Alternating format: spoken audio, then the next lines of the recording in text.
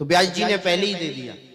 कितना खर्चा आता है ये भी व्यास जी ने पहले ही दे दिया, क्योंकि लोगों का प्रश्न यही होता है, महाराज भागवत कराने का खर्चा कितना होता है, पहला प्रश्न यही रहता लगभग। तो वो जो प्रश्न करते हैं वो जरा ध्यान से सुने। व्यास जी ने इसके बारे में भी बता दिया।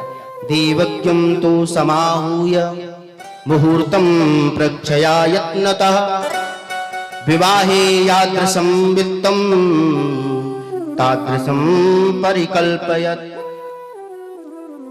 भागवत कैसे करानी चाहिए?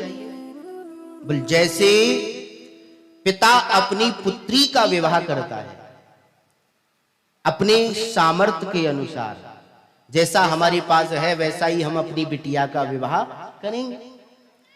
आवश्यकता नहीं कि पड़ोसी 20 लाख लगा रहा है कि हम भी लगाएं, नहीं, हमारे पास 2 हैं तो हम 2 से ही काम चलाएंगे।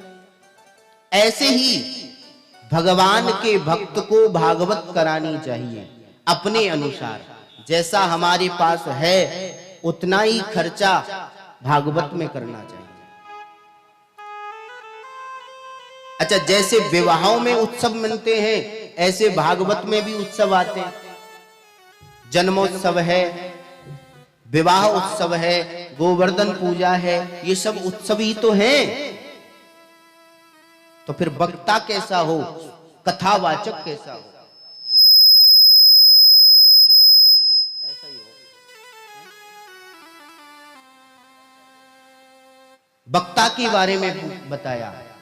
विरक्तो वैष्णवो विप्रो वेद शास्त्र विशुद्ध कृत दृष्टांत कुशलो धीरो वक्ता कार्येति निष्प्रह। अब इसमें जरा आपने ध्यान से सुना होगा, कहीं भी ऐसा नहीं आया कि स्त्री का उच्चारण किया गया हो। विरक्तो, विरक्त होना चाहिए, त्यागी का वेश धारण हुए रहना चाहिए। ऐसा नहीं माया के चक्कर में माया से ही निर्लिप्त हो, माया का उपदेश करने वाला माया में ही निर्लिप्त भी नहीं होना चाहिए। तो विरक्त होना चाहिए। विरक्तो वैष्णवो, भगवान का भक्त होना चाहिए। विप्रो हो, ब्राह्मण होना चाहिए।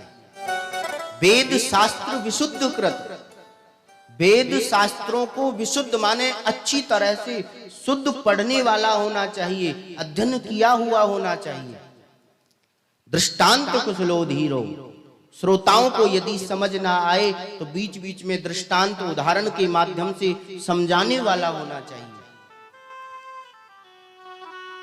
वक्ता कार्येति निष्प्रह, ये वक्ता की लक्षण है।